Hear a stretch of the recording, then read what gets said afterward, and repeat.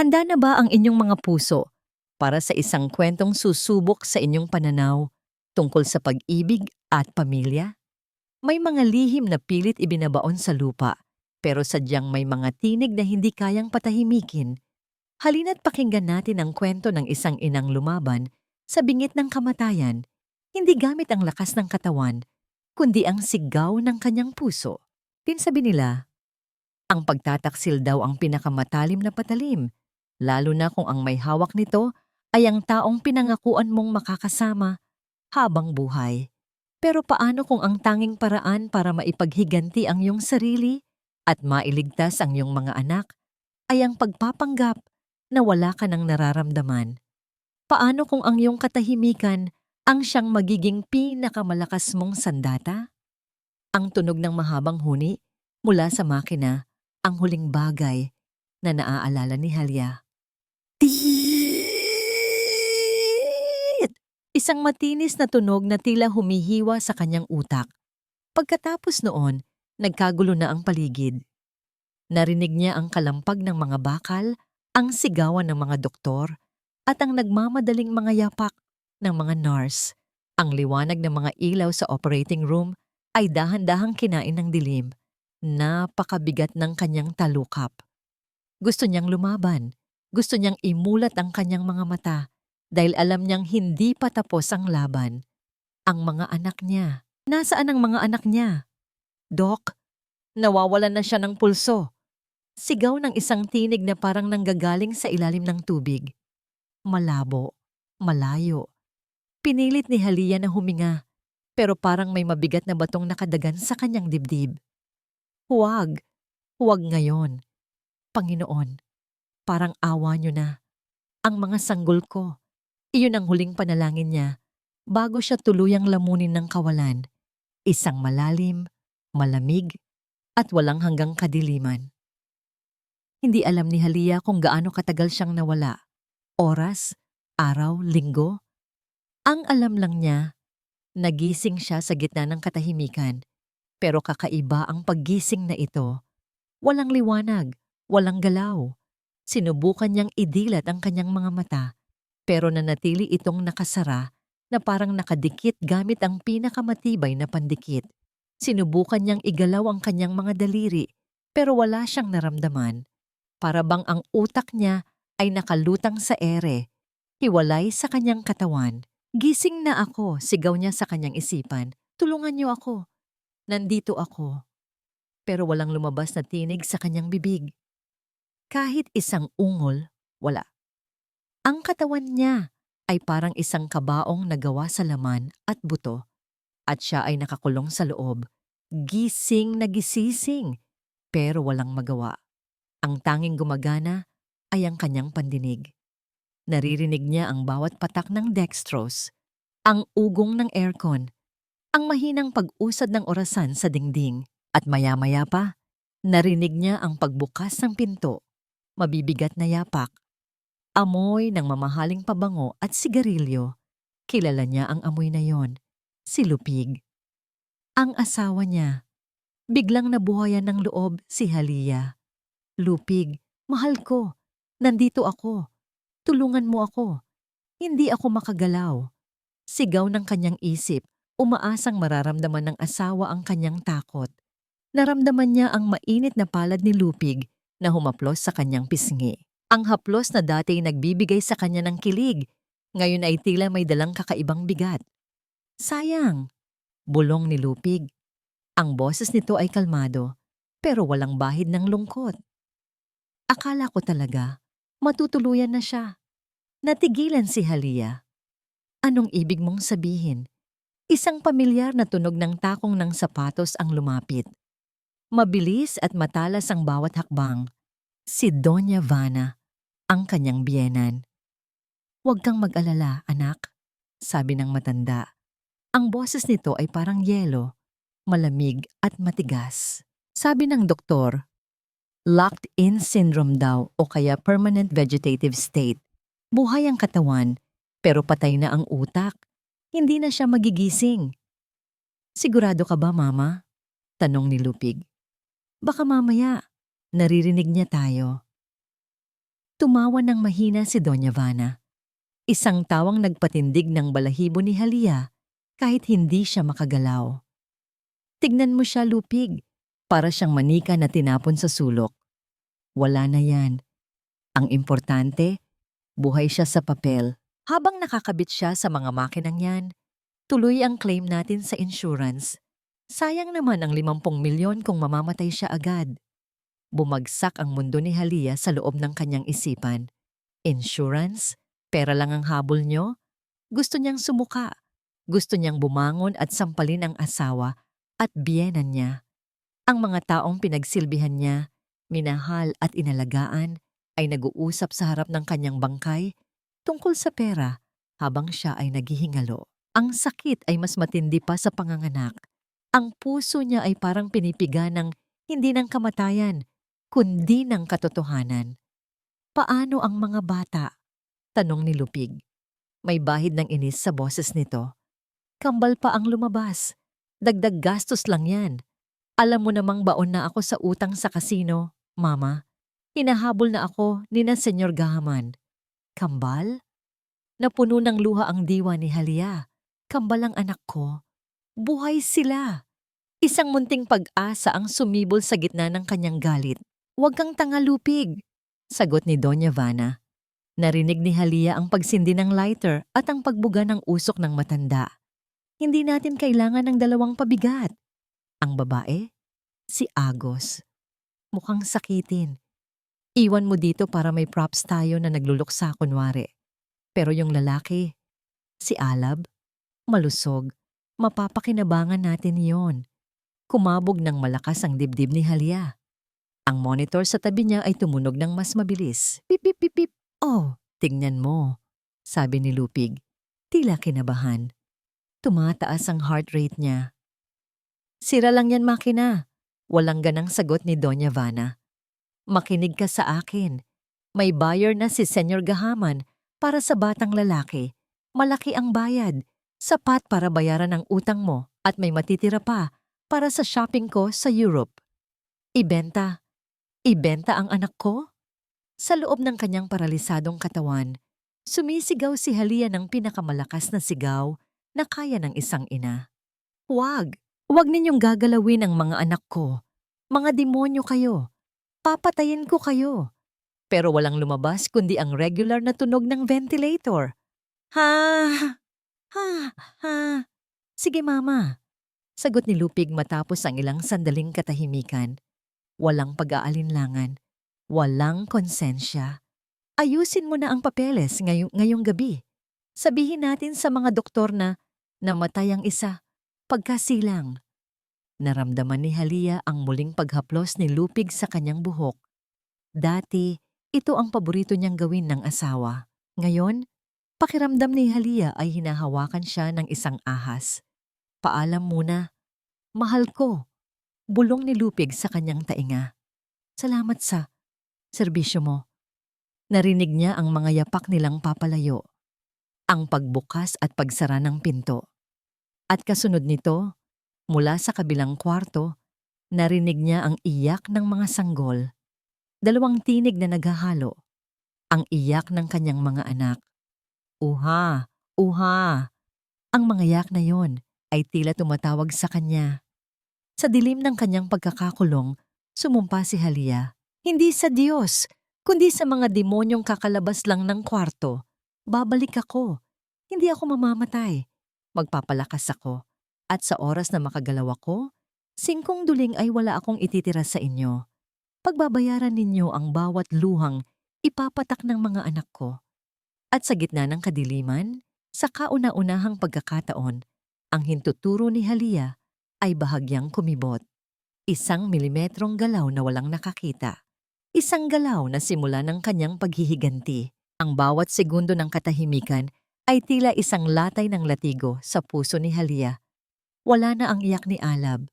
Ang silid ay nabalot ng nakabibinging katahimikan na paminsan-minsan lang ay binabasag ng mahinang ungol ni Agos mula sa kabilang kuna. Nais isigaw ni Halia ang pangalan ng kanyang anak na lalaki. Nais niyang habulin ang taong kumuha dito. Pero nananatiling bilanggo ang kanyang diwa sa isang katawang tila gawa sa bato. Ilang oras ang lumipas. Naramdaman ni Halia ang muling pagbukas ng pinto. Ang amoy ng alak at mamahaling sigarilyo ay muling pumasok sa silid. Alam niyang si Lupig ito. Siguraduhin mong malinis ang lahat, narinig niyang sabi ni Lupig sa telepono. Walang dapat makaalam na dalawa ang anak ko. Sabihin niyo sa record ng ospital, namatay ang isa bago pa lumabas. Bayaran niyo kung sino ang dapat bayaran. Tumigil ang mga yapak ni Lupig sa tabi ng kama ni Halia. Naramdaman niya ang malamig na dulo ng daliri nito na humahaplos sa kanyang noo. Sayang ka talaga, Halia, bulong ni Lupig.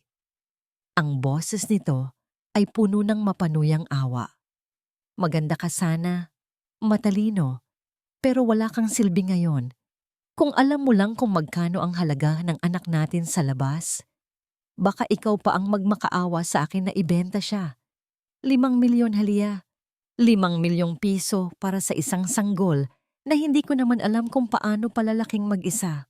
Gustong sumigaw ni Halia. Hayop ka! Anak mo yon. Paano mo nagawang ipagpalit ang sarili mong dugo at laman sa pera? Narinig niya ang pagpasok ng isang nurse. Agad na nagbago ang tono ng boses ni Lupig. Mula sa pagiging tuso, naging malungkot at puno ng pagdurusa ang boses nito. Nurse, kailan ba siya magigising? Tanong ni Lupig, tila naiiyak. Kailangan siya ng anak namin. Hindi ko kaya na ganito lang siya. Parang unti-unti rin akong namamatay habang nakikita siyang naghihirap. Magpakatatag po kayo, Sir Lupig. Sagot ng nurse na tila naawa sa kanya.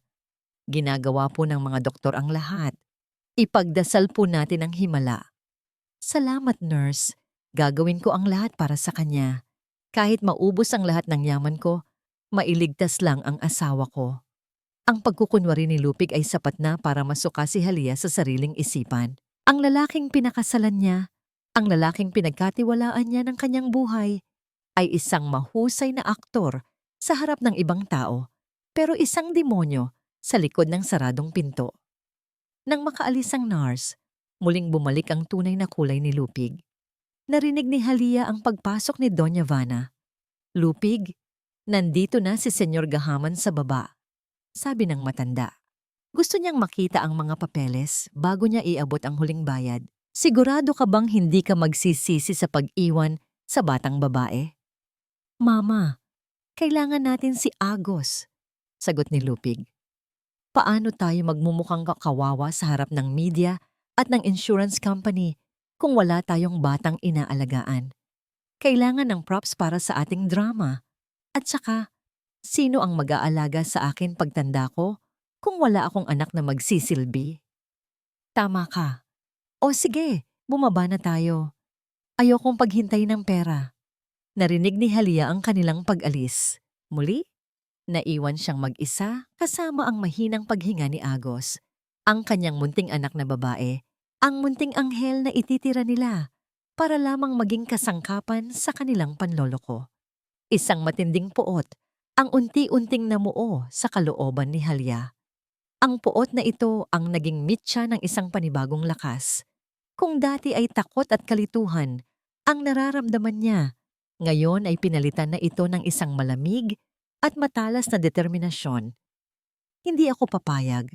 Panata niya sa kanyang sarili. Lupig. Doña Vana. Akala niyo ay panalo na kayo. Akala niyo ay wala na akong naririnig at wala na akong magagawa. Pero nagkakamali kayo. Pinilit ni Halia na ituon ang lahat ng kanyang enerhiya sa kanyang kanang kamay. Isinalarawan niya sa kanyang isipan ang bawat kalamnan, bawat ugat, at bawat buto sa kanyang hintuturo. Inisip niya ang mukha ni Alab na inilalayo sa kanya. Inisip niya ang sakripisyong gagawin niya para kay Agos. Gagalaw ka. Utos niya sa kanyang sarili. Gagalaw ka para sa mga anak mo.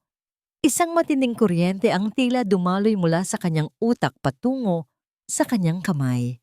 Sa gitna ng katahimikan ng silid, ang hintuturo ni Halia ay dahan-dahang tumaas.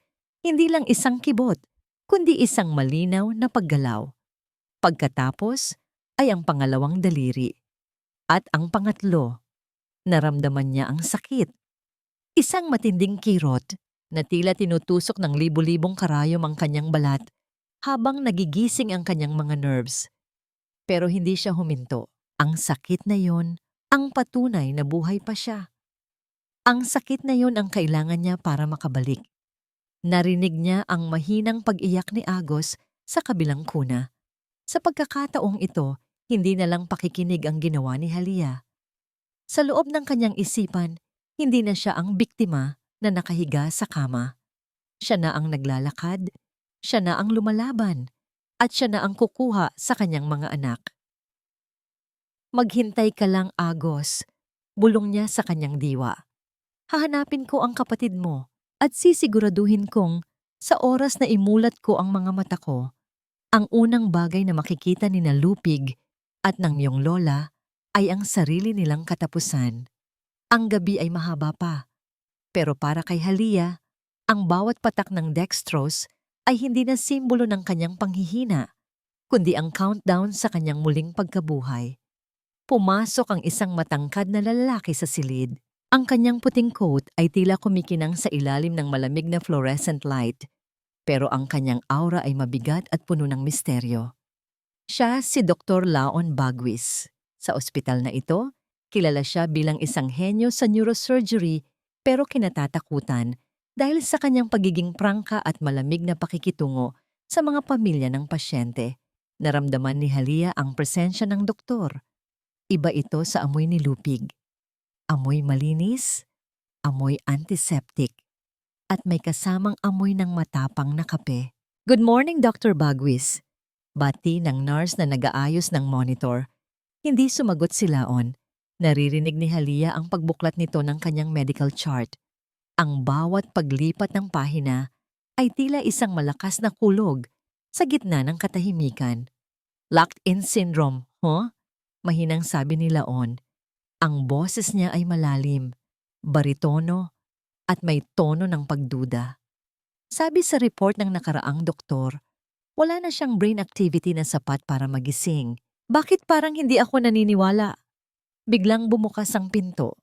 Pumasok si Lupig. Suot ang kanyang maskara ng pagdadalamhati. Doktor, kumusta po ang asawa ko? Tanong ni Lupig. Ang boses ay sadyang pinapaos. May pag-asa pa ba siyang magising? Hirap na po akong makita siyang ganyan. Lumingon si Laon kay Lupig. Nararamdaman ni Halia ang tensyon sa pagitan ng dalawang lalaki. Sir Lupig, tama ba? Tanong ni Laon. Ang asawa niyo ay isang pambihirang kaso. Ayon sa teorya, ang katawan niya ay parang nakakandado. Pero ang isip niya, maari pang gising. Natigilan si Lupig. Gigising? Paanong gising? Sabi ng ibang doktor, gulay na siya. Ang ibang doktor ay tumitingin lang sa makina. Ako? Tumitingin ako sa pasyente. Sagot ni Laon. Lumapit siya sa kama ni Halia. Naramdaman ni Halia ang init ng hininga ng doktor sa malapit sa kanyang muka. Mrs. Halia, kung naririnig mo ako, huwag kang matakot. Nandito ako para alamin ang totoo. Hinawakan ni Laon ang mga mata ni Halia. Inangat niya ang mga talukap nito at tinapatan ng maliit na flashlight. Kahit hindi makagalaw si Halia, ang liwanag na yon ay tila sumisid sa pinakamalalim na bahagi ng kanyang kaluluwa. Dok, sa tingin ko po ay wala na talagang pag-asa. Sabat ni Lupig, bakit parang nagmamadali ito? Baka mas mabuti kung hindi na natin siya masyadong pahirapan sa mga tet. Masakit man sa akin, pero ayaw ko siyang makitang nakakabit sa mga makinang yan habang buhay. Masyado ka namang mabilis sumuko, sir. Malamig na sabi ni Laon. Kakasilang lang ng asawa mo. Hindi ba dapat ay mas excited ka na gumaling siya para makasama niya ang mga anak niyo?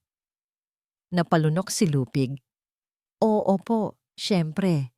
Pero ang sabi kasi ng nanay ko, kailangan nating tanggapin ang katotohanan. Ang katotohanan ay madaling itago, pero mahirap ibaon. Makahulugang sabi ni Laon. Humarap muli ang doktor kay Halia. Hinawakan niya ang kamay nito, ang kamay na iginalaw ni Halia kagabi. Ramdam ni Halia ang pagpisil ni Laon sa kanyang mga daliri. Hindi ito basta hawak lang, para itong isang mensahe. Nurse, iwan niyo muna kami ng asawa niya. Maghahanda lang ako para sa susunod na procedure. Utos ni Laon. Nang makalabas ang nurse, tumayo si Laon sa pagitan ni Lupig at ni Halia. Tila hinaharangan ang paningin ng asawa sa pasyente. Lupig, lumabas ka na rin muna, sabi ni Laon nang hindi lumingon. Kailangan kong kausapin ang asawa mo. Sa paraang kami lang ang makakaintindi. Pero Dok, labas. Walang nagawa si Lupig kundi ang umalis ng may pag-aalinlangan. Nang marinig ni Laon ang pagsara ng pinto, yumuko siya at bumulong sa tainga ni Halia. Ang boses niya ay napakahina, sapat lang para marinig ng babaeng akala ng lahat ay wala ng buhay. Halia Marahuyo, alam kong nandyan ka. Bulong ni Laon. Nakita ko ang record ng heart rate mo kagabi. Alam kong narinig mo ang usapan nila. Alam kong alam mo ang tungkol sa anak mo. Tumigil ang mundo ni Halia. Paano niya nalaman? Hindi ako katulad nila. Pagpapatuloy ni Laon. Marami na akong nakitang gaya mo. Ang mga matang yan. Hindi yan mata ng isang taong wala ng isip. Yan ay mata ng isang taong puno ng galit. Inilabas ni Laon ang kanyang penlight. Gagawa tayo ng deal. Kung naririnig mo ako, kung gusto mong iligtas ang anak mo at maghiganti sa mga taong nagtaksil sa'yo, kailangan mong magbigay ng senyales sa akin. Ngayon din, habang wala sila. Huminga ng malalim si Laon. Kapag pinatay ko ang ilaw sa kwartong ito, pilitin mong ipikit ng mariin ang mga mata mo. 2 beses. Kaya mo ba? Ito na ang pagkakataon ni Halia. Ang kanyang puso ay nagsimulang tumibok ng mabilis.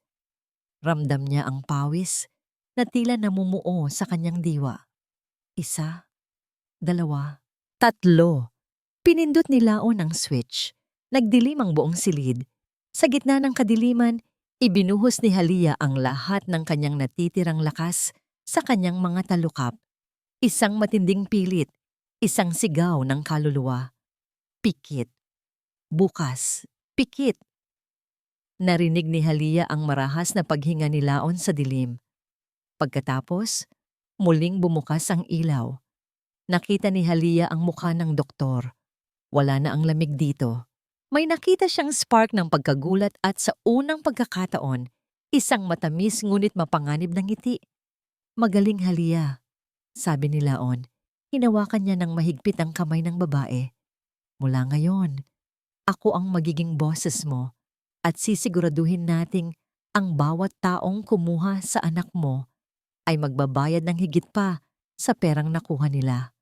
Pero bago pa makapagsalita muli si Laon, muling bumukas ang pinto. Pumasok si Doña Vana, kasunod si Lupig. Doktor, ano na ang balita? Tanong ng matanda. Matalas ang tingin kay Laon. Bakit pinapatay sindi niyo ang ilaw? Anong kalokohan ito? Tumingin si Laon sa matanda. Ang mukha ay muling naging malamig na parang pader. Chinecheck ko lang ang light sensitivity ng kanyang pupils, Doña Vana. At sa kasamaang palad, mukhang tama ang hinala niyo. Tumingin si Laon kay Halia bago muling humarap sa mag-ina. Wala na siyang reflexes. Ang utak niya ay tuluyan ng sumuko. Nanlaki ang mga mata ni Halia sa ilalim ng kanyang mga talukap. Bakit siya nagsisinungaling? Nakita niya ang palihim na pagngiti ni Lupig at ang buntong hininga ng ginhawa ni Doña Vana. Pero bago pa sila makapagsalita, naramdaman ni Halia ang palihim na pagpisil ni Laon sa kanyang kamay sa ilalim ng kumot. Isang senyales na ang laro ay nagsisimula pa lang. Madilim na ang buong pasilyo ng ospital. 2:00 na ng madaling araw, ang oras kung kailan ang mga anino ay tila nagiging mas mahaba at ang bawat bulong ay nagiging mas malakas. Sa loob ng room 402, nananatiling gising ang diwa ni Halia. Sa gitna ng katahimikan, narinig niya ang marahang pagpihit ng doorknob. Hindi ito ang pamilyar na mabibigat na yapak ni Lupig. Mas magaan ito, mas maingat. Halia, mahinang tawag ni Dr. Laon. Hindi niya binuksan ang malakas na ilaw. Sa halip ay gumamit lang siya ng maliit na lamp sa tabi ng kama. Alam kong gising ka. Pasensya ka na kung kailangan nating magpanggap kanina sa harap ng asawa mo. Naupo si Laon sa selyang nasa tabi ni Halia. Napansin ni Halia ang pagod sa mga mata ng doktor, pero naroon pa rin ang determinasyong nakita niya kanina. Nagsinungaling ako dahil kapag nalaman nilang may malay ka, hindi ka na nila hahayaang mabuhay pa ng matagal. Pagpapatuloy ni Laon habang tinitignan ang swero ni Halia. Narinig ko ang usapan nila sa labas kanina pagkatapos nating mag-usap.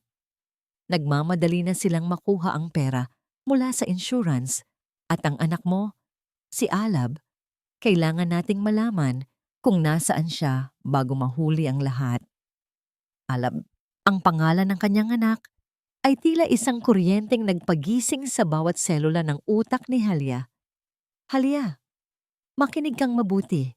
Seryosong sabi ni Laon. Mula ngayon, magiging magkakampi tayo. Pero kailangan nating maging matalino. Tuturuan kita ng paraan para makapag-usap tayo ng hindi nila nahahalata. Isang pikit para sa oo, 2 pikit para sa hindi. At kung kaya mo nang igalaw ang daliri mo, 1 pitik para sa oo, 2 para sa hindi. Susubukan natin ngayon. Tinitigan ni Laon ang mga mata ni Halia. Nandito pa ba ang asawa mo sa loob ng ospital? Pikit. Pikit. Hindi. Nandito ba ang biyanan mo? Pikit. Pikit. Hindi. Gusto mo bang tulungan kitang makuha ang mga anak mo at maghiganti sa kanila? Sa pagkakataong ito, hindi lang pikit ang ibinigay ni Halia. Sa ilalim ng kumot, pilit niyang itinaas ang kanyang hintuturo at marahas itong ipinatong sa kama. 1 beses, oo.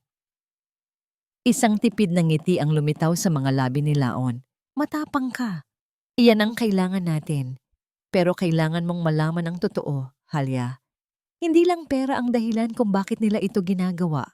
Si Lupig, marami siyang atraso sa mga maling tao.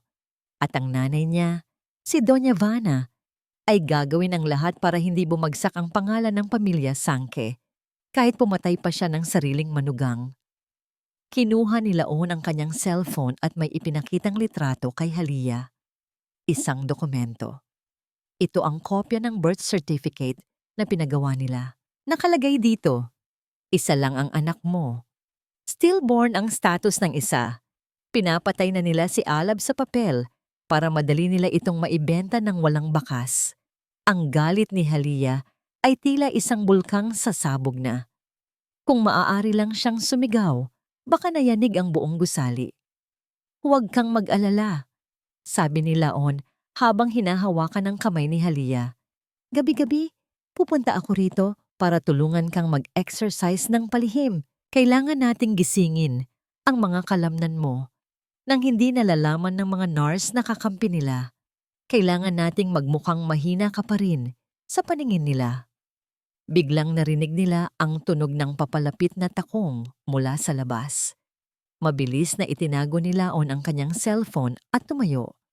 Inayos niya ang kanyang stethoscope at nagkunwaring tinitignan ang monitor. Bumukas ang pinto. Pumasok si Doña Vana. Suot ang kanyang mamahaling bestida na tila pupunta sa isang party sa halip na bibisita sa ospital. Doktor, bakit nandito ka pa sa oras na ito? Mataray na tanong ng matanda.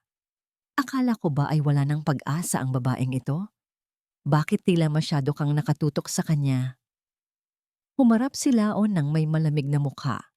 Bilang doktor, obligasyon ko pong tignan ang lahat ng pasyente ko, anuman ang estado nila. May napansin lang akong kaunting pagbabago sa kanyang vitals kanina, kaya binalikan ko. Lumapit si Doña Vana sa kama at tinitigan si Halia. Nararamdaman ni Halia ang mapanuring tingin ng matanda. Tila hinahanap ang anumang senyales ng buhay. Inilapit ng matanda ang kanyang mukha sa mukha ni Halia. Ang amoy ng kanyang matapang na pabango ay tila sumasakal sa biktima. Alam mo, doktor, sa yaman naming mga sangke, hindi namin kailangan ng isang display na tao rito sa ospital. Sabi ni Doña Vana habang hinahawakan ang pisngi ni Halia. Pero ang kuko nito ay tila ibinabaon sa balat ng babae. Pinag-uusapan na namin ni Lupig na ilipat siya sa isang mas pribadong pasilidad. Doon sa malayo sa ingay ng syudad, mas makakatipid kami at mas magiging tahimik ang pag-alis niya. Papatayin nila ako. Alam ni Halia ang ibig sabihin ng pribadong pasilidad na yon. Isang lugar kung saan walang makakakita kung paano nila tatanggalin ang kanyang oxygen. Hindi ko mairerekomenda yan sa ngayon, Doña Vana. Mabilis na sagot ni Laon. Masyado pang unstable ang kondisyon niya para ilipat. Maaari siyang mamatay sa biyahe pa lang. E di mas mabuti. Tumawa ng mahina ang matanda. Bawas problema. Sige, doktor. Iwan mo na muna kami. Gusto ko lang kausapin ang paborito kong manugang sa huling pagkakataon. Walang nagawa si Laon kundi ang tumango at lumabas. Pero bago siya lumisan, nag-iwan siya ng isang makahulugang tingin kay Halia. Nang masiguro ng matanda na wala na si Laon, yumuko ito at bumulong sa tainga ni Halia. Ang boses nito ay parang bulong ng ahas. Halia, sayang ka. Kung naging masunurin ka lang sanang asawa at hindi ka naging masyadong matalino sa mga ari-arian namin, baka hinayaan pa kitang mabuhay.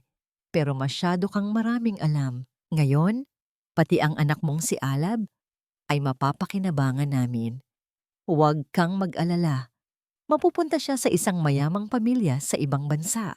Doon, makakalimutan niya na mayroon siyang inang gulay. Dinala ni Doña Vana ang kanyang kamay sa ventilator tube ni Halia at bahagya itong pinisil, sapat lang para makaramdam ng kaunting hirap sa paghinga ang babae. Matulog ka na ng mahimbing, Halia. Dahil bukas ay wala ka na sa mundong ito. Di lumabas ang matanda habang humahalakhak ng mahina. Sa loob ng silid, ang puso ni Halia ay tumitibok ng parang tambol. Takot, galit. Pero higit sa lahat, isang matinding pagnanais na mabuhay. Laon. Tawag ng kanyang isip. Kailangan nating bilisan. Dahil bibilangin na lang ang oras ko sa kamay ng mga halimaw na ito. Sa ilalim ng kumot, ang kamao ni Halia ay unti-unting naggagala. Isang maliit na tagumpay ng kanyang katawan laban sa paralisis at ang unang hakbang patungo sa kanyang muling pagkabuhay.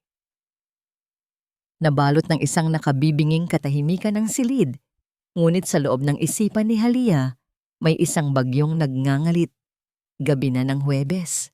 Ito ang gabing itinakda ni Lupig at Doña Vana para tuluyan siyang burahin sa mundo. Narinig ni Halia ang mahinang pagpihit ng pinto. 2 pares ng yapak ang pumasok. Ang isa ay mabigat at tila nag-aalangan. Ang isa naman ay mabilis at puno ng awtoridad. Ngayon na, Lupig, bulong ni Doña Vana. Wala ang doktor na yon. May emergency surgery siyang pinuntahan sa kabilang building. Ito na ang pagkakataon natin. Mama, sigurado ba tayo rito? Halatang nanginginig ang boses ni Lupig. Paano kung imbestigahan tayo ng mga pulis? Tanga. Sino ang mag-iimbestiga sa isang babaeng matagal nang dineklarang gulay? Sasabihin lang natin na bumigay na ang katawan niya. Pirmahan mo lang ang consent form na ito para sa do not resuscitate. At tapos na ang lahat. Bukas na bukas, makukuha na natin ang paunang bayad mula sa insurance. Naramdaman ni Halia ang paglapit ni Lupig sa gilid ng kanyang kama. Ang amoy ng alak mula sa hininga nito ay lalong nagpatingkad sa takot ni Halia. Halia! Patawarin mo ako! Bulong ni Lupig, pero walang pagsisisi sa kanyang tono, kundi pagmamadali. Kailangan ko lang talagang ayusin ang buhay ko at hindi ko magagawa yon kung habang buhay kang nakahiga riyan. Narinig ni Halia ang isang click, ang tunog ng switch ng ventilator. Biglang tumigil ang mechanical na pagbaba at pag-angat ng kanyang dibdib. Ang hanging pilit na ibinibigay ng makina ay nawala. Ha! Sinubukan ni Halia na huminga ng mag-isa, pero ang kanyang mga baga ay tila punong-puno ng semento. Ang bawat segundo ay tila isang taon. Naramdaman niya ang unti-unting pag-init ng kanyang muka, ang pagtibok ng ugat sa kanyang sentido, at ang unti-unting pagdilim ng kanyang paningin. Mas madilim pa sa pikit niyang mga mata. Panginoon, tulungan niyo po ako. Huwag niyo po akong hayaang mamatay sa kamay ng mga halimaw na ito. Ang mga anak ko, si Alab, si Agos. Tignan mo, Mama. Nangingitim na ang mga kuko niya, sabi ni Lupig. May halong sindak sa boses. Hayaan mo siya. Iyan ang hitsura ng 50 milyong piso, Lupig. Huwag kang tumingin. Hintayin mo lang na tumigil ang puso niya. Sa gitna ng kanyang paghihingalo, naramdaman ni Halia ang isang kakaibang sensasyon, ang galit, na matagal nang nag-aapoy sa kanyang puso ay tila naging isang boltahe ng kuryente. Sa halip na sumuko sa dilim, pilit niyang hinigop ang natitirang hangin sa kanyang lalamunan. Hindi ako mamamatay.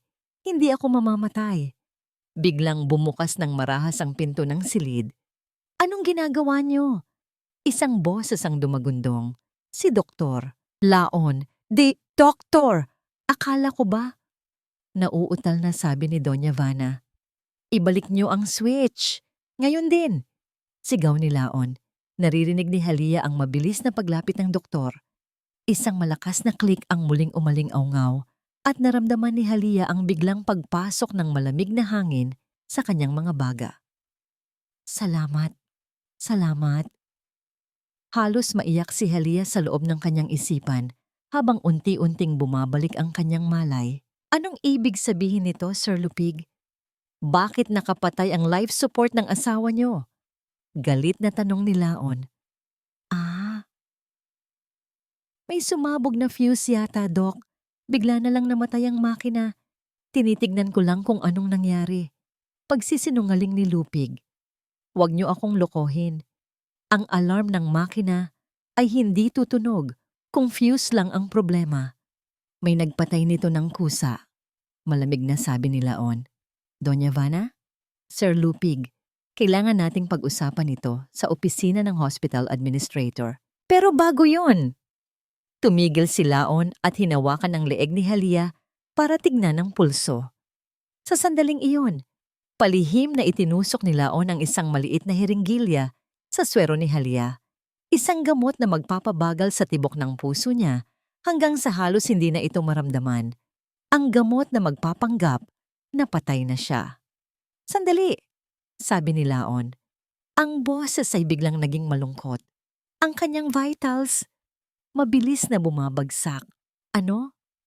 Ibig sabihin ba? May halong tuwa sa boses ni Doña Vana na pilit niyang itinago. Sir Lupig, sa tingin ko ay huli na ang lahat. Ang ilang minutong walang hangin ay tuluyang pumatay sa natitirang brain activity niya. I'm sorry, wala na si Mrs. Halia. Narinig ni Halia ang sarili niyang heart monitor na naglalabas ng isang mahaba at tuwid na tunog. Beep! Sa wakas, bulong ni Doña Vana sa sarili. Sapat lang para marinig ni Halia. Dadalhin namin siya sa morgue para sa autopsy. Sabi ni Laon, dahil sa nangyaring aberya sa makina, kailangan nating sundin ang protocol ng ospital.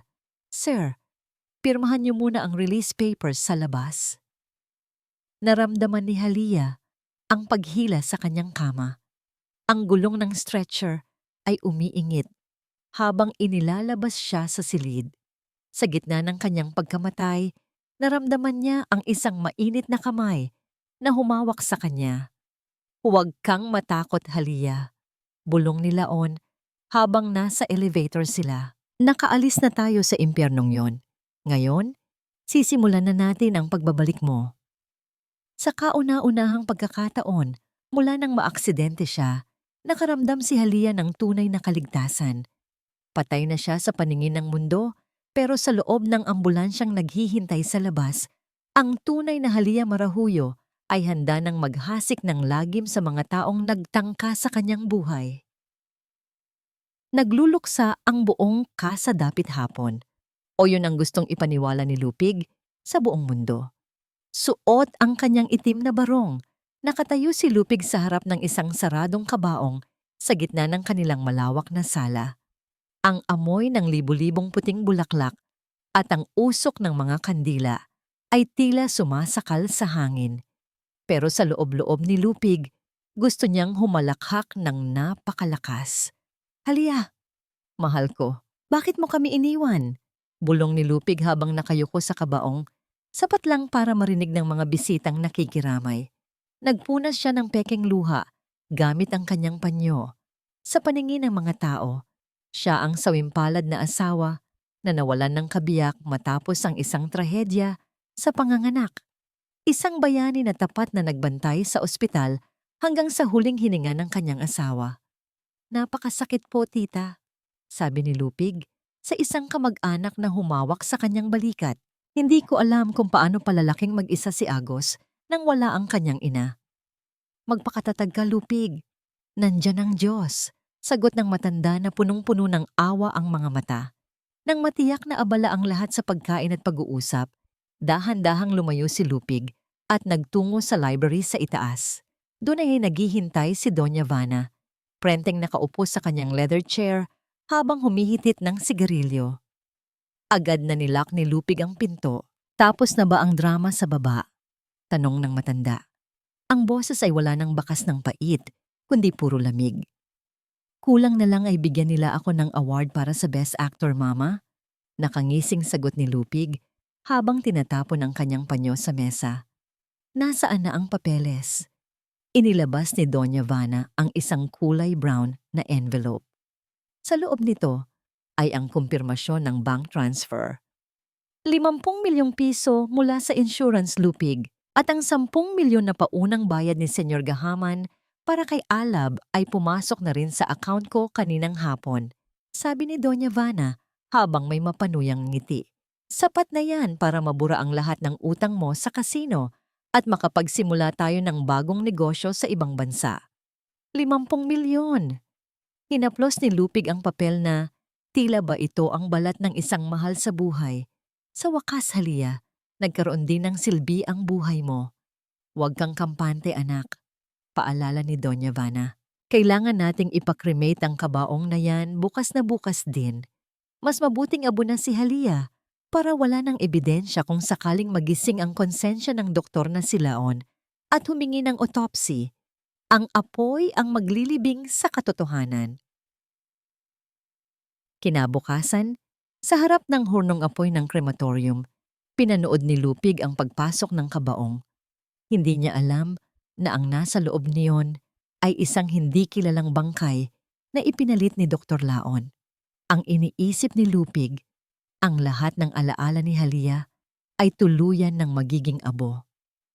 "Paalam, Halia," bulong niya habang pinipindot ang switch ng incinerator. "Salamat sa kayamanang iniwan mo."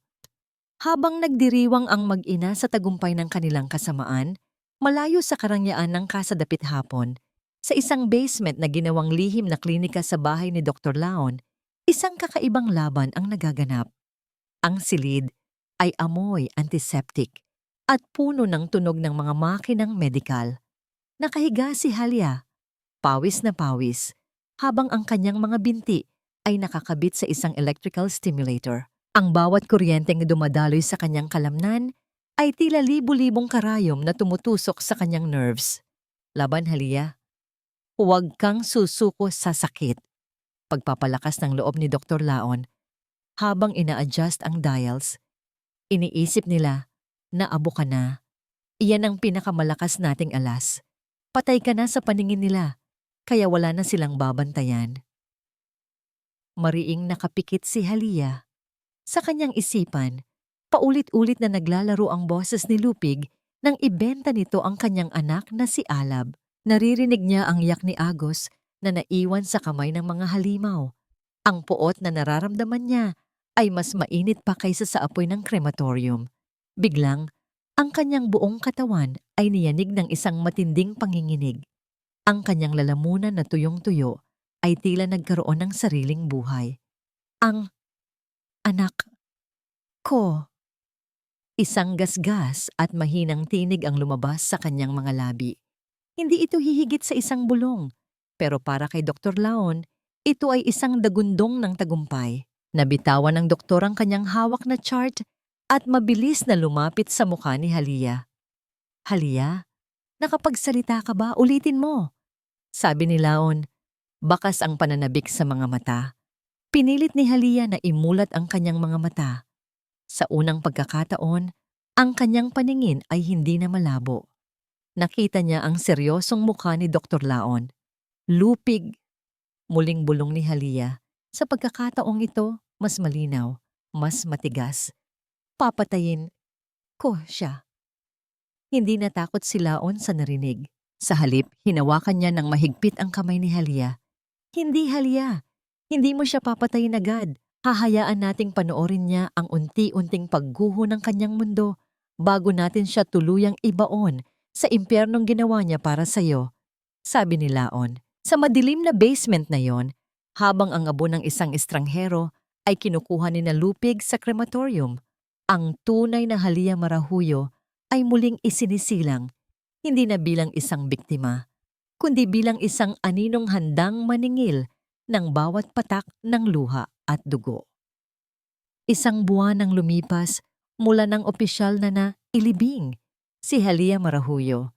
Sa loob ng Casa Dapit hapon, tila bumalik na ang normal na buhay para kay Lupig at Doña Vana. Ang malaking retrato ni Halia na may itim na ribon ay nakasabit sa sala. Isang plastik na pagpapakita ng kanilang kunwaring pangungulila. Pero sa likod ng mga saradong pinto, ang mansyon ay puno ng alak, halakhak, at pagpaplano kung paano gagastusin ang natitirang pera mula sa insurance. Isang gabi, habang nag-iisa si Lupig sa kanyang opisina at nagbibilang ng pera, biglang umihip ang isang napakalamig na hangin. Ang mga kurtina ay humampas sa bintana at ang kaisa-isang kandilang nakasindi sa harap ng retrato ni Halia ay biglang namatay. Creak! Creak! Napatitig si Lupig sa kisame. Ang tunog ay galing sa nursery sa itaas. Ang silid kung nasaan si Agos.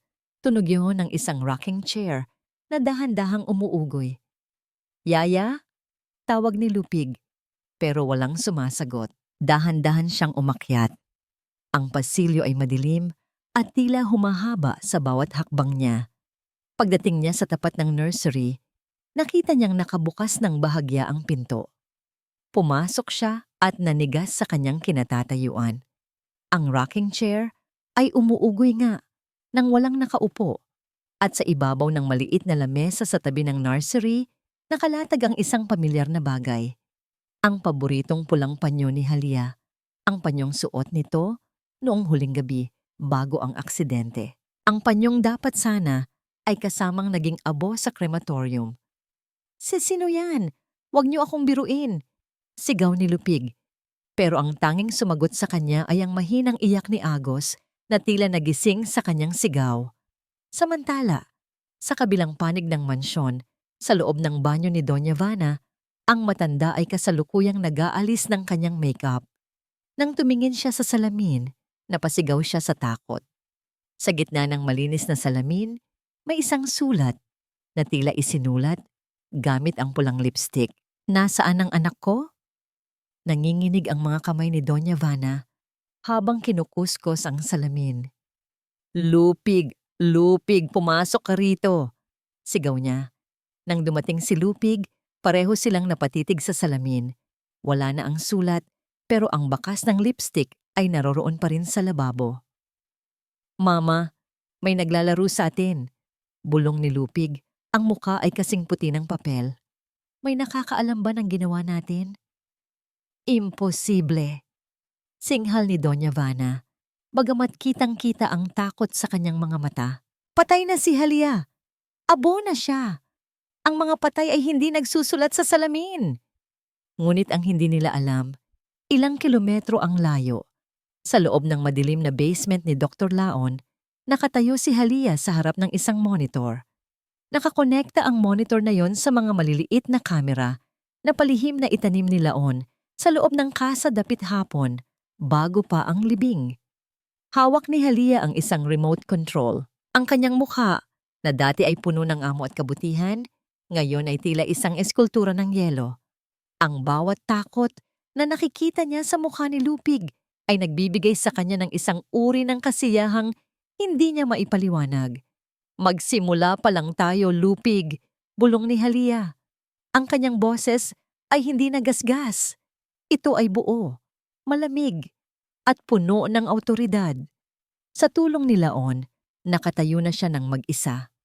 Ang kanyang physical therapy ay naging isang masidhing pagsasanay para sa kanyang pagbabalik. Sa bawat hakbang na ginagawa niya, iniisip niya ang bawat sentimo na kinuha ni Lupig at ang bawat luhang ibinuhos ni Alab na hanggang ngayon ay hindi pa rin niya alam kung nasaan.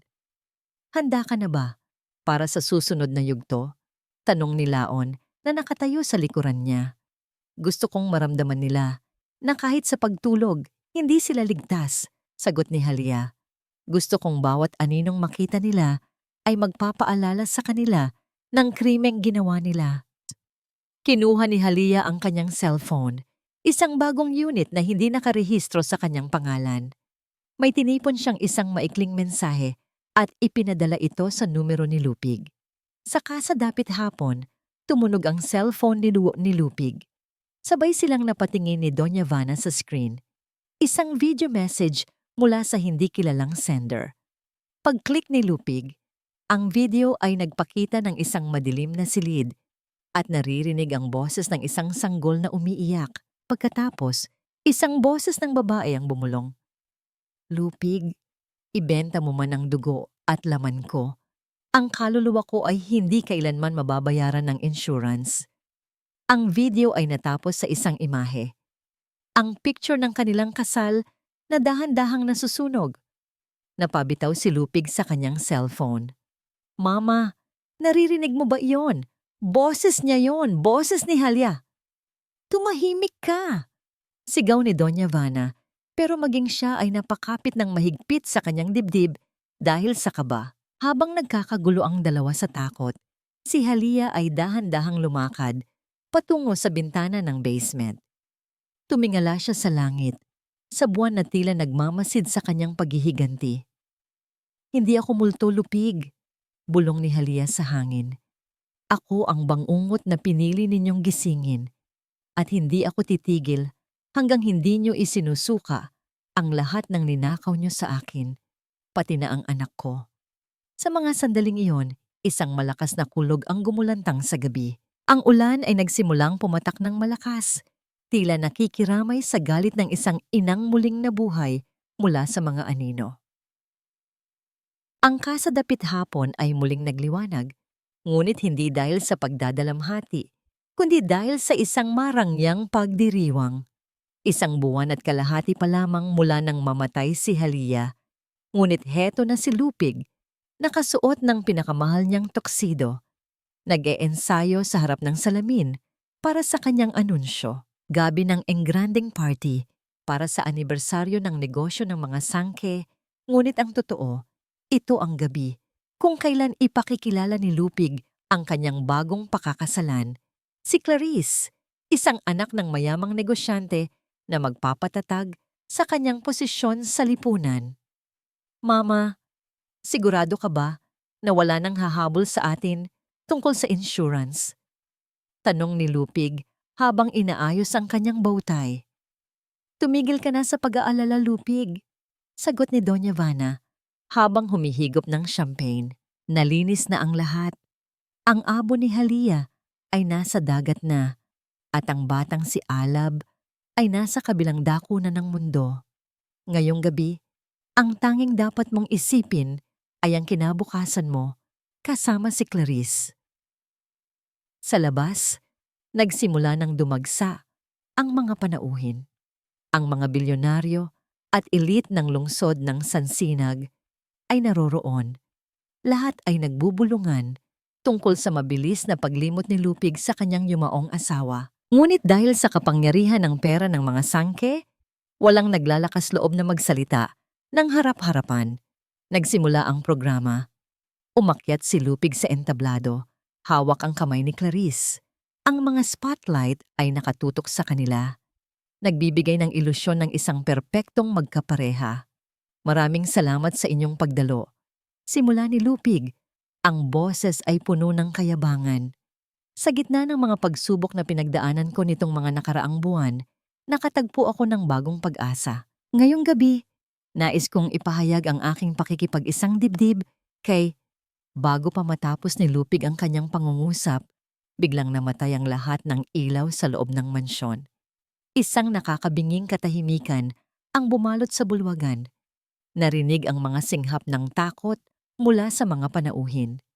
Sa gitna ng kadiliman, isang pamilyar na himig. Ang dahan-dahang umalingaw-ngaw mula sa mga speakers, isang oyayi, isang kanta para sa pagpapatulog ng sanggol na palaging kinakanta ni Halia noong siya ay nagdadalang tao pa lang. Anong nangyayari? Ibalik ang ilaw! Sigaw ni Doña Vana mula sa kanyang upuan. Biglang, isang solong spotlight ang bumukas sa may pintuan ng malawak na hagdanan. Doon, nakatayo ang isang babae. Nakasuot siya ng isang mahabang gown na kulay dugo, pula, matapang, at nagliliyab. Ang kanyang buhok ay maayos na nakapusod. Inilalantad ang kanyang muka, na dati ay maputla at tuyot. Ngunit ngayon, ay kumikinang sa ganda at awtoridad. Sa tabi niya ay nakatayo si Dr. Laon, matikas sa kanyang itim na suit. Hawak ang kamay ng babae, na tila ba isa itong reyna. Ang babae ay dahan-dahang bumaba sa hagdan. Ang bawat hakbang ng kanyang takong ay tila isang hatol ng kamatayan para kay Lupig. Nabitawan ni Lupig ang mic. Ang tunog ng pagbagsak nito ay umalingaw-ngaw sa buong silid. Ha! Halia? Ang mga bisita ay nagsimulang magbulungan ng malakas. Hindi ba patay na siya? Cremated na siya, di ba? Imposible! Isa ba itong multo? Tumigil si Halia sa gitna ng bulwagan. Diretsong nakatingin sa mga mata ni Lupig. Isang matamis ngunit malamig na ngiti ang sumilay sa kanyang mga labi. Magandang gabi sa inyong lahat! Simula ni Halia. Ang kanyang boses ay malinaw, hindi nanginginig, at puno ng kapangyarihan. Humihingi ako ng paumanhin kung naantala ko ang inyong kasiyahan. Pero naisip ko, hindi ba dapat ay narito ang tunay na asawa para sa isang pagdiriwang ng pamilya? Lalong namutla si Lupig. Napakapit siya sa braso ni Clarice na ngayon ay litong-lito rin sa nangyayari. Paanong nangyari ito? Nauutal na tanong ni Lupig. Abo ka na. Nakita ko ang kabaong mo na pumasok sa hurno. Ang nakita mo, Lupig, ay ang sarili mong kasinungalingan. Sagot ni Halia habang dahan-dahang lumalapit sa entablado. Akala niyo ba ay ganoon kadaling burahin ang isang ina? Akala niyo ba ay sapat na ang 50 milyong piso para patahimikin ako habang buhay? Lumingon si Halia kay Doña Vana na ngayon ay nakatayo na rin at nanginginig sa galit at takot. Doña Vana, tawag ni Halia. Salamat sa pag-aalaga sa mansyong ito habang wala ako. Pero mukhang kailangan nyo nang mag-empake dahil ang lupang kinatatayuan nyo, ang bahay na ito, at ang bawat sentimong hawak nyo ay nakapangalan sa akin bago pa tayo ikasal ni Lupig. At ngayon, binabawi ko na ang lahat. Baliw ka! Sigaw ni Doña Vana. Wala kang ebidensya. Patay ka na sa papel. Doon ay humakbang pasulong si Dr. Laon. Inilabas niya ang isang folder mula sa kanyang bitbit na bag. Sa katunayan, Doña Vana, sabi ni Laon, hawak ko rito ang medical certification na hindi kailanman namatay si Mrs. Halia. Ang nangyari sa ospital ay isang kaso ng attempted murder at medical fraud na inyong kinasangkutan. At mayroon din kaming audio recordings ng inyong mga usapan sa loob ng kwarto ni Halia habang siya ay nasa koma. Nagkagulo ang mga bisita. Marami ang kumuha ng cellphone para kumuha ng video. Ang reputasyon ng mga sangke ay gumuho sa loob lamang ng ilang minuto. Hinarap ni Halia si Lupig na ngayon ay tuluyan ng binitawan ni Clarice dahil sa hiya at takot. Nasaan ang anak ko, Lupig? Mahinang tanong ni Halia, pero ang bawat salita ay may talim. Nasaan si Alab? Hindi ko alam. Ang mama, siya ang sinusubukang magturo ni Lupig, pero huli na ang lahat. Huwag kang mag-alala, sabi ni Halia habang lumalapit sa mukha ni Lupig hanggang sa maramdaman nito ang kanyang hininga. Hahanapin ko siya at bago matapos ang gabing ito, mararanasan niyo kung paano mawalan ng lahat. Ang pera, ang pangalan, at ang kalayaan. Sa isang hudyat ni Laon, bumukas ang mga pinto ng mansyon. Isang grupo ng mga pulis ang pumasok. Pinangunahan ng isang opisyal na may hawak na warrant of arrest. Lupig Sangke, Doña Vana Sangke, sumama kayo sa amin para sa investigasyon ng human trafficking at attempted murder, sabi ng pulis. Habang pinupusasan si Lupig, tiningnan niya si Halia na tila nagmamakaawa. Pero walang emosyong makikita sa mga mata ng kanyang asawa. Ang Halia na kilala niyang mahina at masunurin ay wala na. Ang nakatayo sa harap niya ay ang reynang muling nabuhay para bawiin ang kanyang trono at ang kanyang mga anak. Nang mailabas na ang mag-ina, humarap si Halia sa mga natitirang bisita. Itinaas niya ang kanyang baso ng alak na parang nagpupugay. Ituloy niyo ang pagdiriwang, sabi niya. Dahil ngayong gabi, ang hustisya ay hindi na lang isang pangarap. Ito ay buhay na. Umalis si Halia sa bulwagan, kasama si Laon. Iniwan ang kaguluhan sa likuran. Ngunit sa likod ng kanyang matapang na mukha, may isang luhang pumatak. Ang unang yugto ng kanyang paghihiganti ay tapos na. Pero ang pinakamahalagang laban ay magsisimula pa lang, ang paghahanap sa kanyang anak na si Alab. Ang loob ng courtroom ay parang isang freezer, malamig, tuyo, at puno ng tensyon na tila anumang oras ay pwedeng sumabog. Nakaupo si Halia sa tabi ng kanyang abogado, diretso ang likod, at walang mababakas na emosyon sa kanyang mukha. Sa kabilang panig, nakaupo sina Lupig at Doña Vana. Wala na ang kanilang kinang. Si Lupig ay mukhang hindi nakatulog ng ilang gabi, habang si Doña Vana ay panay ang paypay, pilit na itinatago ang panginginig ng kanyang mga kamay sa likod ng kanyang mamahaling panyo. Tumayo ang lahat, sigaw ng bailiff. Pumasok ang huwes at nagsimula ang paglilitis na tinutukan ng buong bansa. Ang kaso? Attempted murder, fraud, at human trafficking. Your Honor, simula ng abogado ni Lupig, ang aking mga kliyente ay biktima lamang ng isang malaking hindi pagkakaunawaan. Si Mrs. Halia ay dumanas ng matinding trauma at ang kanyang mga paratang ay produkto lamang ng isang isipang naguluhan dahil sa kanyang sakit. Narinig ni Halia ang mahinang tawa ni Doña Vana, isang tawa na tila nagsasabing wala kang mapapatunayan. Tumayo ang abogado ni Halia. Your Honor, nais naming ipresenta ang aming unang saksi, si Dr. Laon Bagwis. Tumayo si Laon at naglakad patungo sa witness stand. Ang bawat hakbang niya ay puno ng kumpiyansa. Isinalaysay niya ang lahat, ang pagtuklas niya na gising ang isip ni Halia, ang mga gabi ng palihim na therapy at ang pinakaimportanteng ebidensya na hawak nila. Mayroon akong bitbit na digital recorder, sabi ni Laon, habang inilalabas ang isang maliit na device. Ito ay itinanim ko sa loob ng kwarto ni Mrs. Halia bago ang tangkang pagpatay sa kanya sa pamamagitan ng pag-off ng ventilator.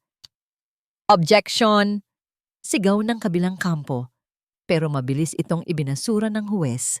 Pinindot ni Laon ang play. Ang buong courtroom ay nabalot ng katahimikan habang umaalingaw-ngaw ang boses ni Lupig.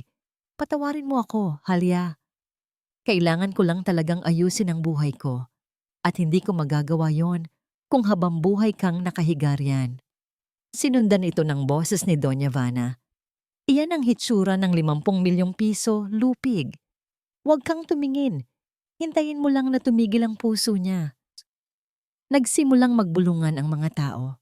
Ang ilang mga nurse at doktor na nandoon ay napahawak sa kanilang bibig dahil sa kilabot. Napayuko si Lupig habang si Doña Vana ay biglang tumayo. Kasinungalingan niyan. naka-edit ang recording na yan. Sigaw ng matanda. Maupo po kayo, Doña Vana. Malamig na utos ng huwes. Pero hindi pa doon nagtatapos. Sunod na ipinarinig ang usapan tungkol sa pagbebenta kay Alab. Ang boses ni Doña Vana na nagbabanggit ng 5 milyong piso para sa batang lalaki ay tila isang bomba na sumabog sa gitna ng silid. Nasaan ang anak ko? Tumayo na si Halia. Hindi na niya mapigilan ang sarili. Nasaan si Alab? Nagkagulo sa loob ng korte. Ang mga media ay panay ang flash ng kamera. Sa gitna ng kaguluhan, nakita ni Halia ang pagkakataon. Lumapit siya sa harap ni Doña Vana. Sabihin mo sa akin kung nasaan siya at baka hilingin ko sa korte na pag-aani ng parusa mo. Bulong ni Halia, ang kanyang mga mata ay parang nagniningas na ong. Tumawa ng mapait si Doña Vana. Kahit mabulok ako sa kulungan, Halia, hinding-hindi mo malalaman kung nasaan ang batang yon. Sa oras na ito, baka nasa ibang bansa na siya, kasama ang mga taong mas karapat-dapat sa kanya kaysa sa isang inang tulad mo. Dahil sa galit at desperasyon, biglang nag-snap si Lupig. Sa halip na sumuko, nakakita siya ng pagkakataon nang lumapit ang isang pulis para muling ayusin ang kanyang posas. Sa isang mabilis na galaw, inagaw ni Lupig ang baril sa bewang ng pulis. Lahat kayo, huwag gagalaw, sigaw ni Lupig habang iwinawas-iwas ang baril. Naghiyawan ang mga tao at nagtago sa ilalim ng mga upuan. Agad na hinila ni Lupig si Agos na karga ng isang yaya malapit sa harap at itinutok ang baril sa ulo ng sanggol. Lupig, huwag! Sigaw ni Halia, ang puso niya ay tila tumigil sa pagtibok. Bitawan mo ang anak ko. Wala na akong pakialam. Sigaw ni Lupig, ang mga mata ay nanlilisik. Sira na ang buhay ko. Kung hindi ako magkakaroon ng pera at kalayaan, walang makikinabang sa pamilyang ito. Lupig, anak, ibaba mo ang baril. Sigaw ni Doña Vana, na ngayon ay natatakot na rin sa inasal ng sariling anak. Tumahimik ka, Mama. Ikaw ang nagturo sa akin na pera lang ang mahalaga. Humihingal na, sabi ni Lupig. Halia, ihanda mo ang sasakyan sa labas. At ang lahat ng ebidensya, ibigay niyo sa akin. Kung hindi, kasama kong mamamatay ang batang ito. Tumingin si Halia kay Laon, na dahan-dahang lumalapit mula sa kabilang bahagi ng korte. Ang mga sniper ng pulis ay nakatutok na sa bintana. Pero hindi sila makaputok dahil sa sanggol. Nararamdaman ni Halia ang takot, pero kasabay nito ay ang isang matinding lakas na nagmumula sa kanyang pagiging ina. Isang hakbang, 2 hakbang, lumalakad si Halia patungo sa dulo ng baril ni Lupig. Halia, bumalik ka rito, sigaw ni Laon. Lupig, mahinang sabi ni Halia, ang boses ay puno ng hipnotismo. Tignan mo ako. Ako ang asawa mo. Ako ang nagbigay sa iyo ng anak na yan. Kung gusto mong pumatay, ako ang patayin mo. Pero ibigay mo sa akin si Agos. Ang kamay ni Lupig ay nanginginig. Ang pawis ay tumatagaktak sa kanyang noo. Ang kapalaran ng lahat ay nakasalalay sa isang maling galaw ng daliri ni Lupig sa gatilyo. Doctor. Ang mga mata ng lahat ay nakatuon sa baril na nakatutok sa ulo ng isang inosenteng sanggol. Ang bawat paghinga sa loob ng courtroom ay tila isang malakas na ugong. Ngunit para kay Halia, ang tanging naririnig niya ay ang mabilis na tibok ng kanyang puso at ang mahinang iyak ni Agos. Hindi siya natinag. Patuloy siyang lumakad, dahan-dahan, na tila ba walang panganib sa kanyang harapan. Lupig, muling sabi ni Halia. Ang boses ay kalmado na parang isang lawa na walang alon. Tingnan mo ang anak mo. Ang mga mata niya, kamukhang-kamukha ng mga mata mo nung una tayong magkakilala. Naaalala mo pa ba? Tumahimik ka! Sigaw ni Lupig, ngunit ang kanyang kamay na may hawak na baril ay nagsimulang manginig. Ang pagiging kalmado ni Halia ang lalong nagpagulo sa kanyang isipan. Ang pera, Lupig, mawawala yan. Ang kapangyarihan, lilipas din yan. Pagpapatuloy ni Halia, Isang hakbang pa ang layo mula sa kanya.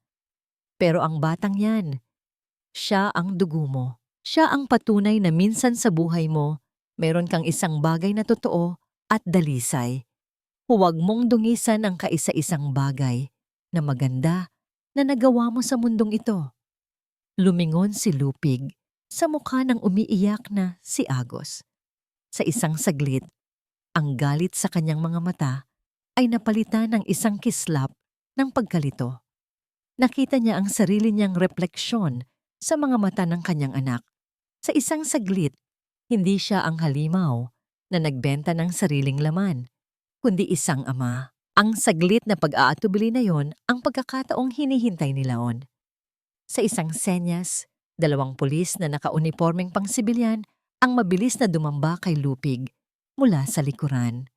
Isang malakas na kalabog ang umalingaw-ngaw. Tumalsik ang baril sa sahig. Sa gitna ng kaguluhan, ang tanging ginawa ni Halia ay ang saluhin si Agos bago pa ito bumagsak. Mahigpit niyang niyakap ang kanyang anak. Inilalayo ito sa ingay at gulo. Hinaplos niya ang likod nito, pinapatahan sa mga hikbi. Shh! Nandito na si Mama, anak. Ligtas ka na, bulong ni Halia. Habang dinadala ng mga pulis ang nagwawalang si Lupig, napaluhod si Doña Vana sa sahig. Ang kanyang lakas ay tila tuluyang naubos. Ang kanyang kayabangan ay napalitan ng isang mapait na pagkatalo. Tapos na ang imperyo ng mga sangke. Nang matapos ang lahat, sa labas ng courtroom, napapaligiran si Halia ng mga media. Ngunit wala siyang pakialam sa kanila. Ang tanging mahalaga ay ang anak na nasa kanyang mga bisig. Halia! Tawag ni Laon mula sa kanyang likuran. Lumingon si Halia at nakita niya ang isang nangiti sa mga labi ng doktor. Isang nangiti ng tunay na tagumpay. May isa pa tayong kailangang sunduin, sabi ni Laon. Iginiya niya si Halia palayo sa mga tao, patungo sa isang itim na van na nakaparada sa di kalayuan. Nang buksan ni Laon ang pinto, isang babaeng yaya ang nakaupo sa loob. May kargang isang sanggol na mahimbing na natutulog. Ang sanggol ay balot ng isang asul na kumot. Napatakip si Halia sa kanyang bibig. Dahan-dahan siyang lumapit. Ang mukha ng sanggol na yon, ang ilong, ang mga labi. Aalab? Nanginginig na tanong ni Halia.